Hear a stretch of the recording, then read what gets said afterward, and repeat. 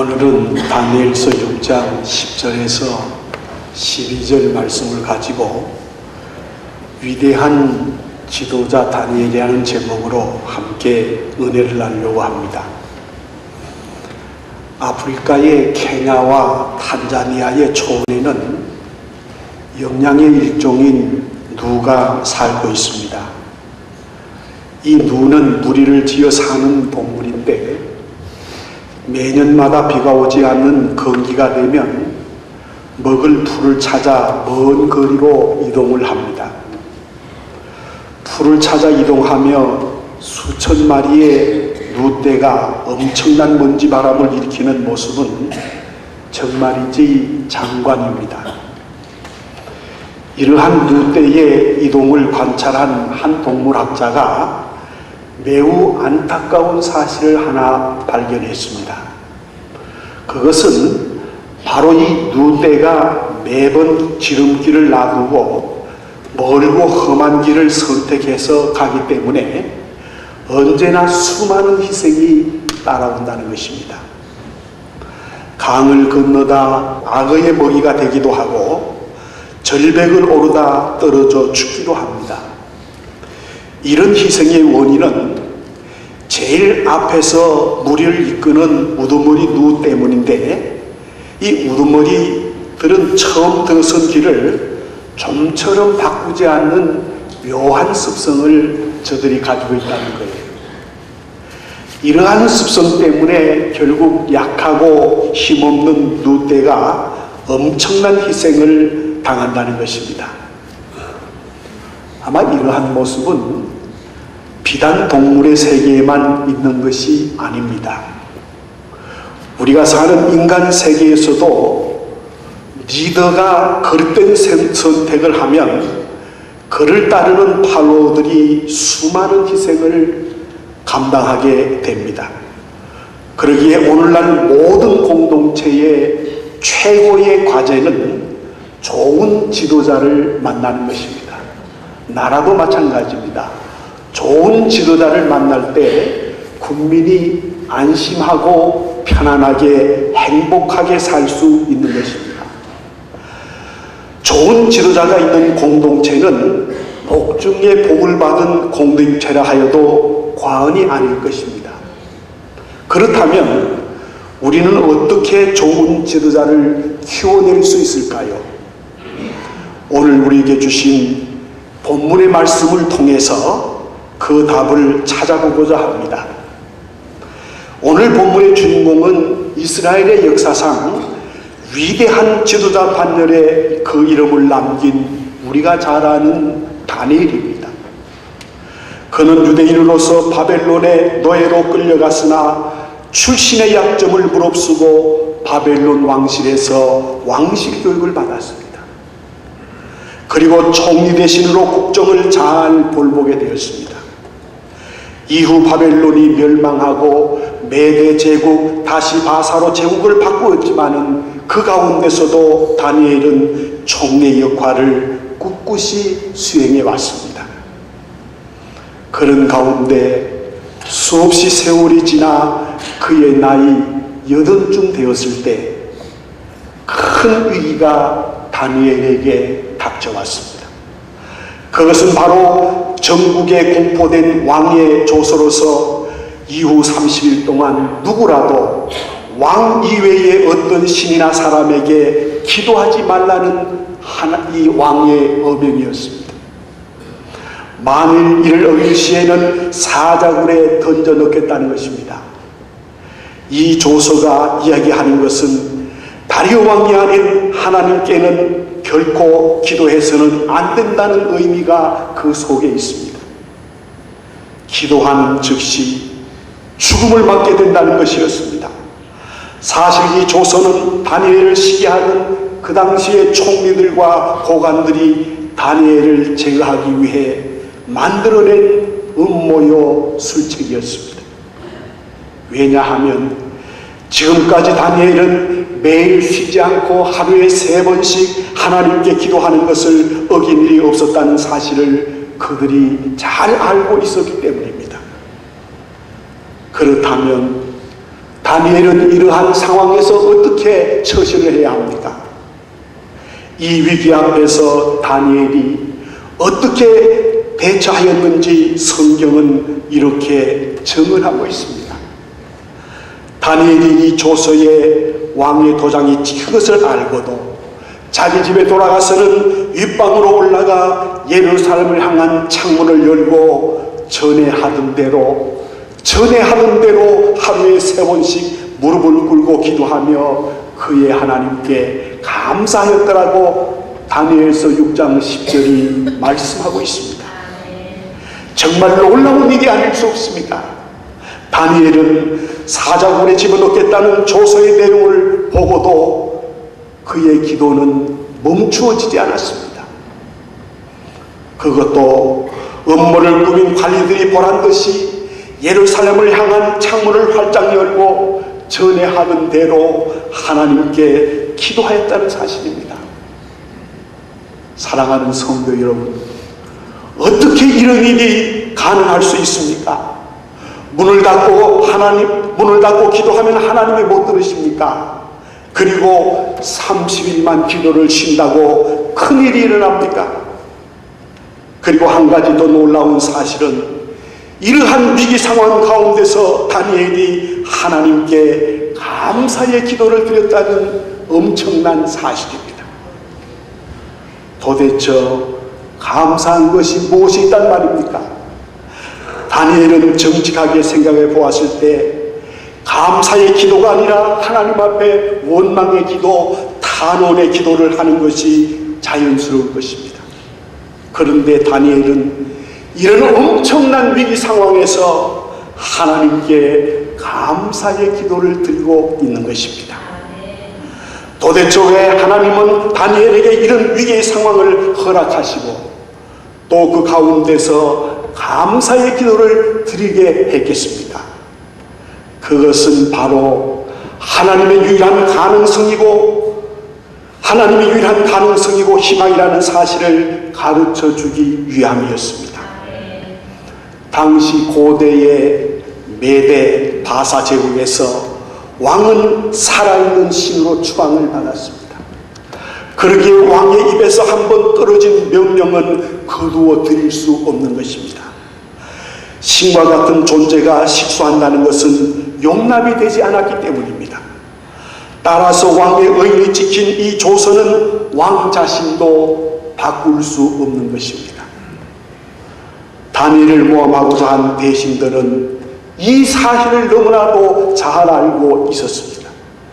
그래서 왕을 꼬드겨 조서에 의인을 찍어서 공포하도록 한 것입니다. 그들이 다니엘의 숨통을 조이기 위하여 왕의 손발을 완전히 묶은 것이었습니다. 사랑하는 우리 성도 여러분, 그러나 사실 왕의 손발을 묶은 것은 다니엘을 모함하던 총리들이나 고관들이 아니었습니다. 그 일은 하나님께서 묶으신 것입니다. 사실 하나님께서 다니엘의 모든 길을 차단하고 막으셨습니다. 항상 다니엘의 편이었던 다리오 왕마저도 손을 쓸 수 없을 정도로, 그래서 하나님만이 유일한 희망이심을 가르치기 위해 손발을 하나님께서 완전히 묶으신 것입니다. 성도 여러분, 위대한 지도자는 어떤 사람입니까? 누가 위대한 지도자입니까? 위대한 지도자는 사람에게서 가능성을 찾는 사람이 아닙니다. 상황이나 조건을 바라보고 가능성을 찾는 사람이 아닙니다. 위대한 지도자는 오직 하나님에게서 가능성을 찾는 사람들인 것입니다. 하나님이 누구십니까? 하나님은 하늘과 땅을 다스리시는 주권자이십니다. 하나님은 온 세상을 통치해 나가시는 전능자이신 것입니다. 그렇습니다. 다니엘을 수석 총리로 세운 분은 다리오 왕이 아니라 하나님이셨음을 여러분 믿으시기를 바랍니다. 하나님은 다니엘을 선택하시고 훈련시키시고 세우시고 높이신 분은 오직 하나님이셨습니다. 이 사실을 잘 알고 있었던 다니엘은 하나님께 감사의 기도를 드릴 수가 있었던 것입니다. 길이 보이고 희망이 있어서 감사하는 것이 아니라 전능하신 하나님을 바라보며 감사할 수 있었던 것입니다. 성도 여러분, 우리에게 희망이 없을 때, 길이 막혔을 때, 진퇴양난 사면초가 때 여러분은 어떻게 하십니까? 다니엘처럼 감사할 수 있습니까? 다니엘처럼 기도할 수 있습니까? 다니엘이 이렇게 기도했던 것은 모든 주권을 하나님께 내어드렸기 때문에 그는 감사할 수 있었고 기도할 수 있었습니다. 사랑하는 성도 여러분, 하나님은 기도를 통하여 일하듯이 감사를 통해서 일하신다는 사실을 믿으시기를 바랍니다. 다니엘은 이러한 상황 가운데서도 하나님께 감사의 기도를 통해서 하나님은 그를 사자굴 속에서 건져내려 주셨습니다. 그리고 다리오 왕으로 하여금 위대하신 하나님을 찬양하게 했던 것입니다. 사랑하는 우리 서문의 성도 여러분, 꼭 기억하시기를 바랍니다. 감사는 하나님의 능력이 흘러가는 통로인 것입니다. 이 놀라운 사실을, 놀라운 진리의 사실을 깨달은 다니엘은 어려운 위기 속에서, 고난 속에서 그는 다른 것 다 포기하고 오로지 하나님 앞에 기도했던 사실을 우리는 볼 수 있습니다. 이 놀라운 진리는 이미 예수님을 통해서도 우리에게 보여주고 계십니다. 예수님께서는 오병이어의 기적을 베푸셨을 때가 바로 그 좋은 예였습니다. 예수님은 남저 장정만 5,000명이 모이던 광야에서 허기진 무리를 보셨습니다. 그들을 먹일 수 있는 가능성은 1%도 없었습니다. 그들도 배불리 먹을 것이라는 희망을 갖지 못했습니다. 하지만 예수님은 그들을 집으로 돌려보내지 않으셨습니다. 인간적인 조건이나 환경은 불가능하지만 예수님은 조건과 환경을 보지 않았습니다. 오직 한 가지, 전능하신 하나님만 바라보았던 사실입니다. 이것이 중요한 거예요. 우리의 상황이 어렵고 우리가 처해진 모든 일들이 여러분 어려워도 여러분 주위의 상황을 바라보지 마세요. 환경을 바라보지 마세요. 우리의 문제를 해결해 주시고 우리에게 해답을 주시는 오직 하나님을 바라보는 저와 여러분들이 되시기를 주님의 이름으로 축복합니다. 그래서 예수님은 5,000명의 장정을 앞에 잔디에 앉아 놓으시고 하나님 앞에 기도하기 시작했습니다. 그리고 축사하시고 떡을 떼어서 제자들에게 주시며 제자들이 무리에게 주니라는 말씀이 마태복음 14장 19절에서 말씀하고 있습니다. 여기서 축사하시고라는 이 말은 영어 RSV 성경에서는 감사하다는 말로 번역합니다. 예수님께서 그런 상황 가운데 하늘을 우러러보시며 하나님께 감사의 기도를 드렸습니다. 성도 여러분, 기도와 감사가 하나님의 능력이 임하는 통로라는 사실을 예수님은 알고 계셨습니다. 성도 여러분, 여러분의 기도와 감사가 하나님이 일하시는 그 시작이라는 사실을 아시기를 바라고, 이것이 하나님의 능력이 나타나는 통로인 것을 여러분 꼭 기억하시고 힘들고 어려울 때 기도하시기 바랍니다. 하나 더 첨가해서 하나님 앞에 감사하면서 기도하기를 바랍니다. 감사는 놀라운 기적을 일으킵니다. 기도는 하나님의 능력이 나타나서 문제를 해결하는 해답이 되는 것입니다. 이와 같이 어떤 상황 속에서 감사하는 사람은 반드시 기적을 경험하게 되는 것입니다.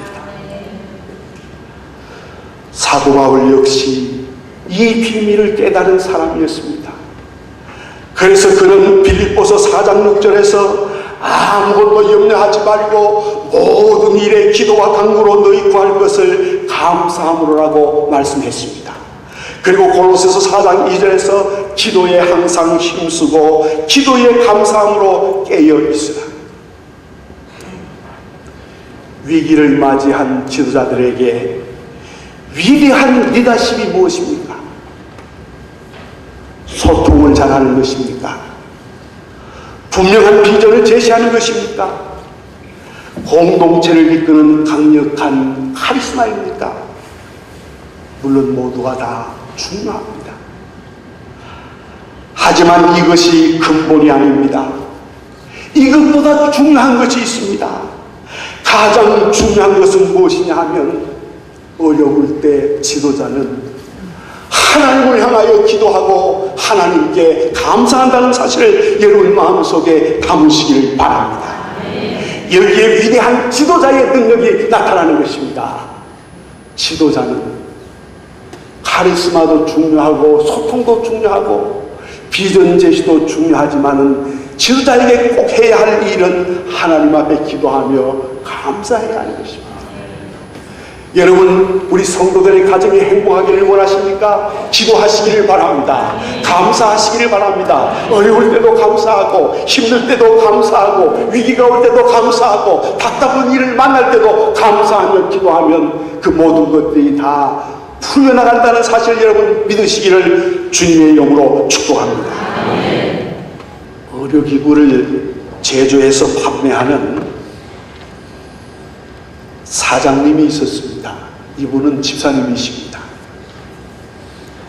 외국 기업과 경쟁하는 것도 어려운데 대기업이 이 분야에 손을 대면서 회사가 휘청거리기 시작했습니다. 대기업이 소위 덤핑이라는 방법으로 공략하는데 감당할 수가 없었어요.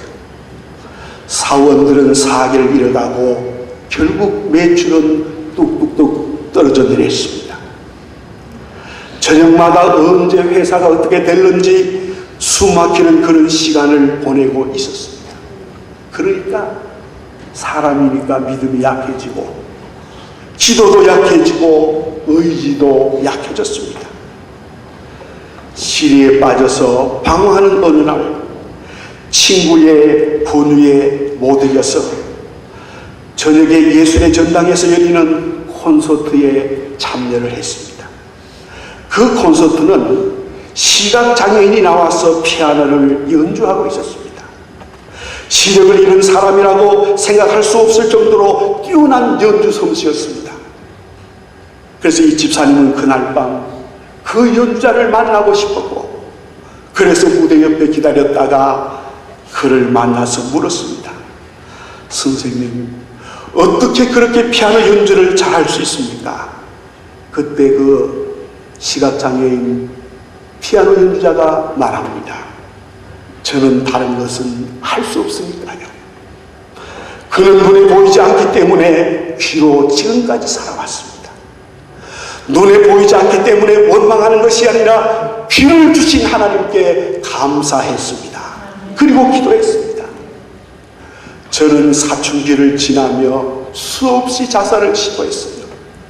하지만 고난의 시간이 지나간 후에 하나님의 깊은 사랑을 깨달았습니다.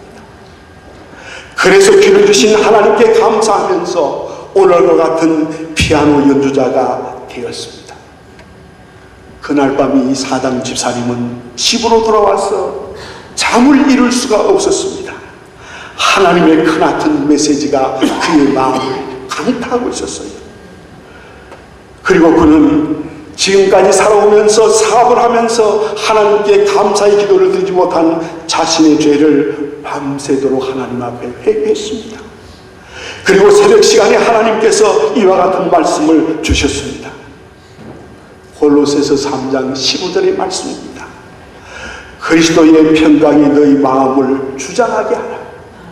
평강을 위하여 너희가 한 몸으로 부르심을 받았나니 또한 너희는 감사하는 자가 되라. 이 말씀이 이 사장 집사님의 마음을 막 두들겨 팹니다. 그 이후 그는 감사의 일기를 쓰기 시작했습니다. 작은 것 하나도 놓치지 않고 감사의 기도를 드리기 시작했습니다. 그리고 6개월이 지난 후 놀라운 일이 회사에서 벌어졌습니다. 사원들의 얼굴이 밝아지기 시작했고 사업장에 활성화되기 시작했습니다.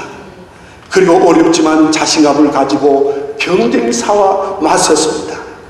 그 과정에서 회사가 더욱 탄탄하게 되었고 지금은 건실한 회사로 성장하게 되었습니다. 성도 여러분, 지도자 한 사람의 태도가 회사를 이렇게 일으켰습니다.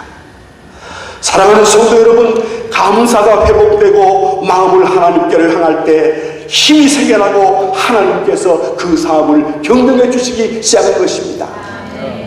잠언서 16장 3절에 보면 모든 행사를 하나님께 맡기라. 그러면 내가 경영해 주시라고 했습니다. 행사를 맡기라는 것은 뭡니까? 하나님 앞에 기도하라는 말이에요. 기도하고 맡기면 하나님이 일하신다는 거예요. 내가 일하는 것은 한계성이 있습니다. 내가 일하는 것은 상대적입니다.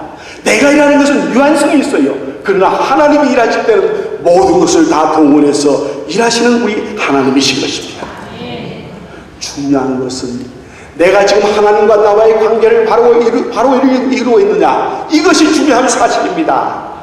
이 하나님과의 관계만 잘 이루어지면 하나님께서 책임지는 위대한 지도자로 하나님의 리더로 반드시 사용하실 것입니다. 성도 여러분, 우리가 살아가는 이 세상이 모든 것이 풍부하고 많아진 그런 시기입니다. 그러나 우리의 삶의 현장을 들여다보면 살기가 더 팍팍해지는 그런 세상입니다. 이런 세상을 살아가면서 우리는 어려움을 많이 만날 때가 있습니다. 위기를 만날 때가 있습니다. 상상할 수 없는 일들을 우리 앞에 다가올 때가 있습니다. 그럴 때 저와 여러분이 해야 할 일은 다니엘처럼 하나님 앞에 기도하는 일이요, 감사하는 일이라는 사실을 여러분 꼭 기억하시기를 바랍니다. 저를 따라 하시기 바랍니다. 하나님, 제가 힘들 때, 어려울 때 기도의 마음을 주시고 감사의 마음을 허락하여 주옵소서.